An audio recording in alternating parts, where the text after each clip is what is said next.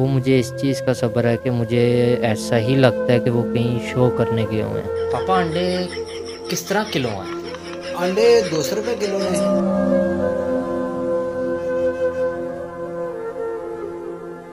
प्याज? प्याज 60 रुपये दर्जन देगा। तो मेरे साथ वो फ्रेंडली थे, देखा जाए पापा के रूप में अलग और फ्रेंडली।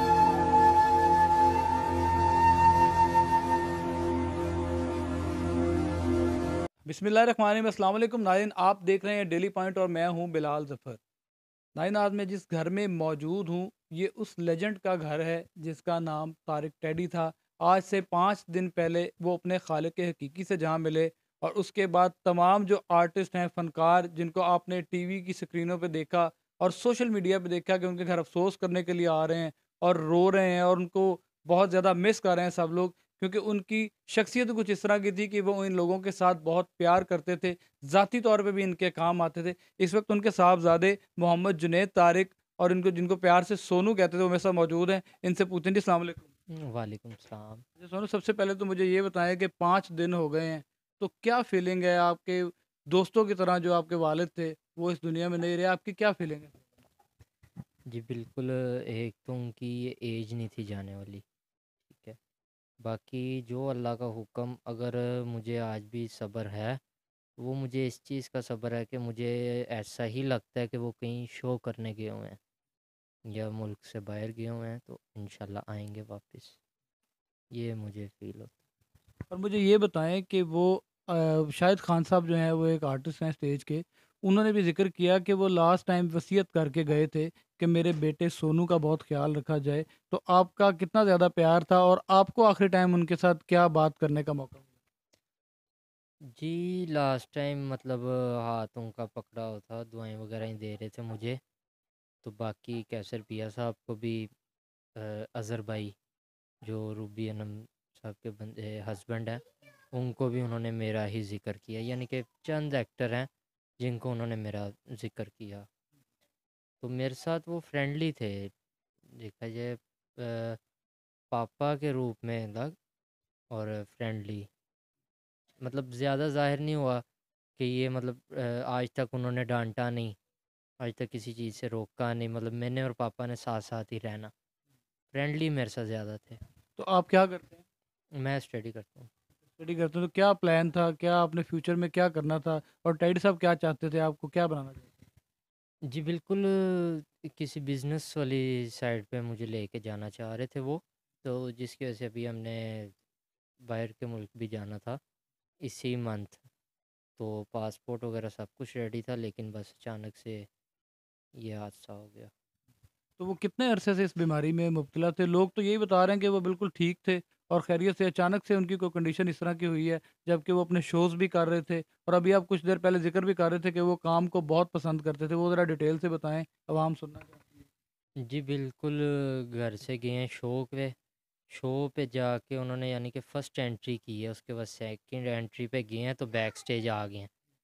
तो आते साथ ही मतलब तबीयत थोड़ी उनकी ख़राब हुई है, तो जबकि हम फ़रूक हॉस्पिटल ले आए थे। तो जब फ़रूक हॉस्पिटल लाए हैं तब भी आईसीयू में मैंने जाना, तो उन्होंने यानी कि शो की ही बात करनी कि चलते हैं। मैं ड्रामा कर रहा हूँ जाके, 10 मिनट का काम है। फिर हम यहाँ पे तबीयत थोड़ी ज़्यादा ख़राब हो गई थी क्योंकि जिगर का इशू आ गया था अचानक।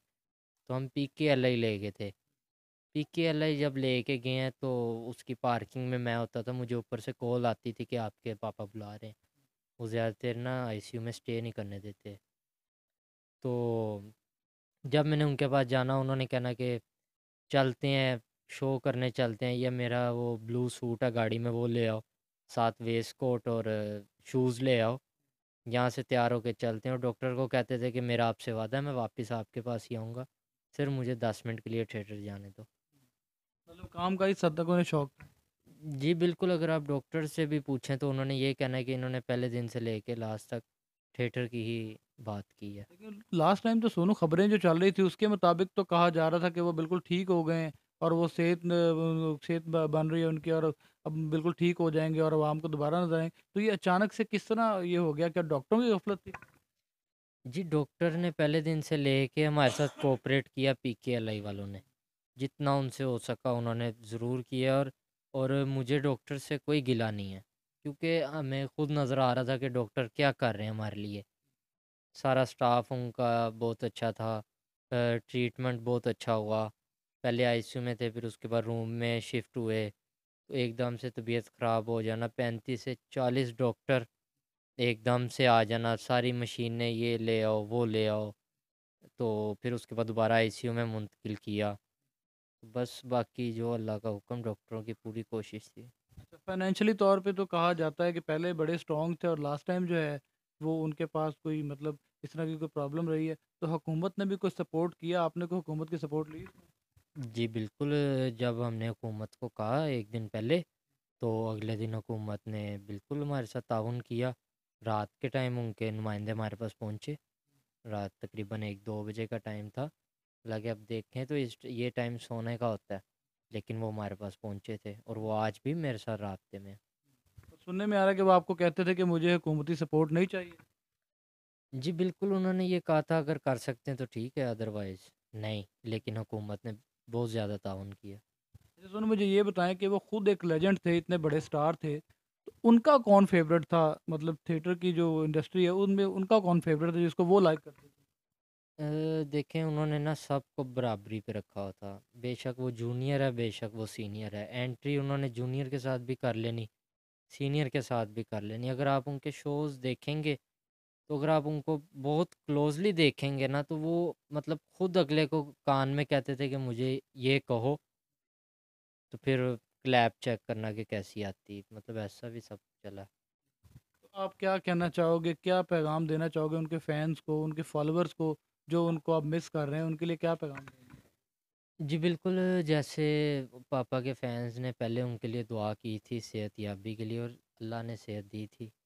लेकिन अब मेरी यही उनसे दुआ है कि उनकी मग़फ़िरत के लिए दुआ करें।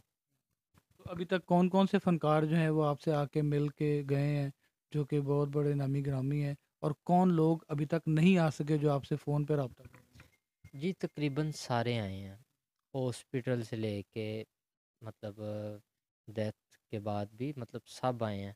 कुछ कुछ के साथ ऐसे मिसअंडरस्टैंडिंग हुई है कि मतलब हॉस्पिटल आए थे, लेकिन यानी कि डेथ पे नहीं आ सके। तो वो भी यानी कि कह रहे हैं कि हमसे गलती हुई है कि हम इतनी दूर आ गए हैं, लेकिन उन्होंने कहा है कि हम ज़रूर घर चक्कर लगाएंगे। जी, बहुत शुक्रिया नयन, आपने सोनू की गुफ्तगू सुनी और उसका कहना था कि वो लास्ट टाइम भी वो यही कह रहे थे कि जो डॉक्टर्स के मुताबिक था कि वो ठीक हो जाएंगे, अल्लाह उनको सेहत देगा, लेकिन जिसकी ज़िंदगी अल्लाह ने जितनी लिखी हो उसको उतनी ही मिलती है, और टेडी साहब का इस तरीके से इंतकाल हो गया। नयन, मिलते हैं नई स्टोरी नए प्रोग्राम के साथ, तब तक के लिए हमें इजाज़त दीजिए। अल्लाह हाफ़िज़।